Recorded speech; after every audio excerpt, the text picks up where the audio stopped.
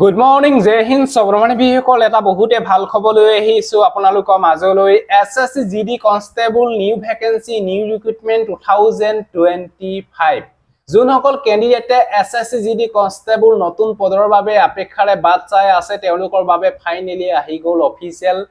update SSC GD Constable BSF CICF CRPF SSF SSB ITBPN Assam Riflemenot 2025 বাবে নতুন কই পদ মুকলি কৰা হ'ব ইতিমধ্যে অফিচিয়াল আপডেট আহি গল সকলো বিলাক তথ্য ভিডিওৰ জৰিয়তে ফুল ইনফৰমেশন নকলে আপোনালোকক জনাম সব ভিডিওটো সম্পূৰ্ণৰূপে চাই থাকিব আৰু যদি হে আপোনালোকে আমাৰ চেনেললৈ প্ৰথমবাৰ কাৰণে আহিছে তেতিয়া চেনেলটো সাবস্ক্ৰাইব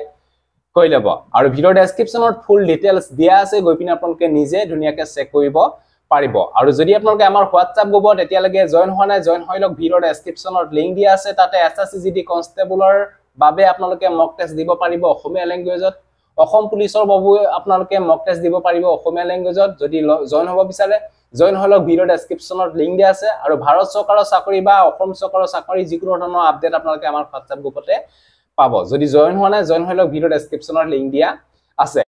আৰু লগতে এখিনিতে আপোনালোকক জনাই থওঁ যে যোনসকল ক্যান্ডিডেটে SSC GD কনষ্টেবল 2025 বাবে যদি ভালকে ৰিটেন এক্সামৰ কাৰণে তৈয়াৰী কৰিম বুলি ভাবিছে তেতিয়ালে আপোনালোকৰ কাৰণে এখন বেচ বুক লৈ আহিছে এখন নাম হৈছে কিয়ন পাবলিকেশন ইয়াতে ম্যাথছ ৰিজনিং জিকে সকলো বিলাকৰ কাৰণে বুক अवेलेबल পাই যাব আৰু 2024 চনত যিখিনি আপোনালোকৰ SSC GD কনষ্টেবলৰ এক্সাম হৈছিল হে এক্সামৰ কুৱেশ্যনৰ অল শিফটৰ কুৱেশ্যন এনসাৰ আপোনালোকে এই বুক কিখনতে পাই যাব এইখনৰ আপোনালোকে হিন্দী এণ্ড ইংলিছৰ ল্যাঙ্গুৱেজত আপোনালোকে বুক পাই যাব যদি আপোনালোকে এই বুক কিখন লব বিচাৰে তেতিয়ালে আমাজনৰ লিংক ভিডিও ডেসক্ৰিপচনত দিয়া আছে গৈ পিনে আপোনালোকে অতি সোনকালে এই বুক কিখন বাই কৰি লওক SSC GD কনষ্টেবলৰ বাবে বেষ্ট বুক কিয়ন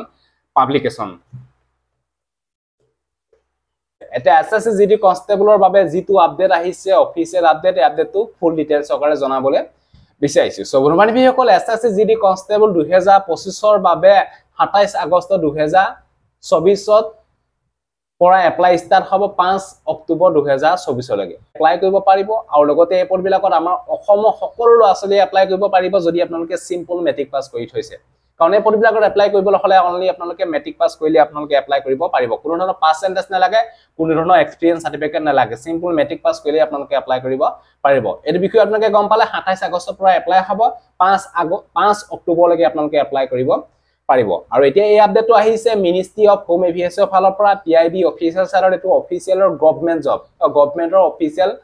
সাইট এই বিষয়ে আপোনালোকে গম পালে ministry of home affairs PIB ফালৰ পৰা এই আপডেটটো আহিছে vacancy in central arm police post 24 July 2024 5টা তিনিত এই আপডেটটো আহিছে 24 জুলাই তাৰিখে ইয়াতে উল্লেখ কৰিছে যে the number of vacancy as on 1/7/2024 in the central arm police force CAPF and Assam rifle are 84,106 মানে 1 জুলাই 2024 লৈকে পাই 84,106 টা পদ খালি হৈ আছে আৰু লগতে ইয়াতে উল্লেখ কৰিছে যে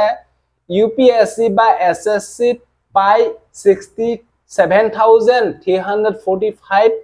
ইতিমধ্যে 2023 ৰ এপ্ৰিলৰ পৰা 2024 ৰ ফেব্ৰুৱাৰী ভিতৰত পাই নিযুক্তি দিয়া হৈছে 67,345 তাতে আপোনালোকৰ SSC GD কনষ্টেবলৰ ভ্যাকেন্সি পাই আপোনালোকৰ 50,000 আছিল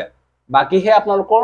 17,000 ভ্যাকেন্সি বেলেগ বিভাগত দিয়া হৈছিল মাতে ইয়াতে উল্লেখ কৰিছে যে UPSC বা SSC মিলাই পিনে পাই 67,345 টা ইতিমধ্যে এপ্ৰিল মাহৰ 2023 ৰ পৰা ফেব্ৰুৱাৰী মাহৰ 2024 ৰ ভিতৰত নিযুক্তি দিয়া হৈছে আৰু ইয়াতে উল্লেখ কৰিছে যে ফাৰ্ডাৰ 64,901 or ইয়াতে further 64,091 vacancy have been notified and are at different stage recruitment আহিবলগিয়া পাই 64,900 vacancy যিকোনো বিভাগতে আপোনালোকৰ মুকলি কৰা হ'ব মানে যিকোনো ষ্টেজৰ পৰা বিভাগৰ বাবে আপোনালোকৰ ভ্যাকেন্সি মুকলি কৰা হ'ব পাই 64,091 ইয়াতে পাই আপোনালোকে গম পাইছে আগন্তুক 27 আগষ্ট তাৰিখে SSC GD কনষ্টেবলৰ ভ্যাকেন্সি মুকলি কৰা হ'ব আৰু এই মাহৰ গৈ পিনে নেক্সট মাহতে পদ মুকলি কৰা হ'ব ইয়াতে পাই আপোনালোকৰ ধৰি লওক যে SSC GD কনষ্টেবলৰ পাই 50,000 নহলে 55,000 ভ্যাকেন্সি আপোনালোকে আহিব বুলি আপোনালোকে ধৰি লওক বাকি আপোনালোকৰ 10,000 7,000 মান বেলেগ বিভাগত আহিব বাকি আপোনালোকৰ এইখিনি বিভাগতে পায় এসএসসি জিডি কনষ্টেবলতে পায় 55,000 মান ভ্যাকেন্সি খালি হ'ব বুলি আপোনালোকে ধৰি লওক বা এডভাৰটাইজমেন্ট ইয়াৰ বাবে আহিব আৰু লগতে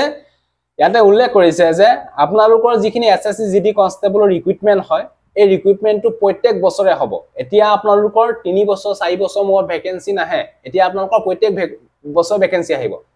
2023 ৰ ভ্যাকেন্সি 2024 ত আহিলে 2025 ৰ ভ্যাকেন্সি 2024 ত আহিব 2026 ৰ ভ্যাকেন্সি 2025 ত আহিব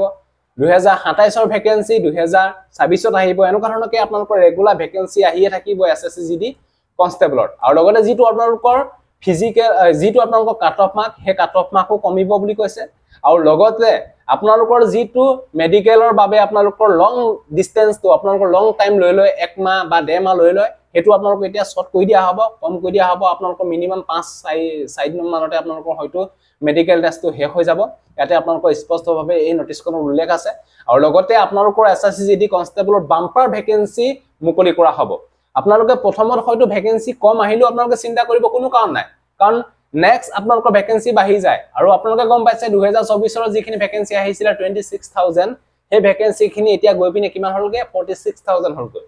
কিমান ভ্যাকেন্সি বাঢ়ি গল আপোনালোকে গম পাইছে আৰু লগতে ইয়াতে উল্লেখ কৰিছে যে further 64991 vacancy have been notified and are at different stage of recruitment মানে আপোনালোকৰ বিভিন্ন বিভাগতে ইয়াতে আপোনালোকৰ পায় 64000 ভ্যাকেন্সি খালি হৈ আছে তাতে আপোনালোকে গম পাইছে আটাইতকৈ বেছি ভ্যাকেন্সি আহে এসএসসি জিডি কনষ্টেবলতে পায় আপোনালোকে 50000 55000 ভ্যাকেন্সি আপোনালোকে এসএসসি জিডি কনষ্টেবলত আহিব বুলি আপোনালোকে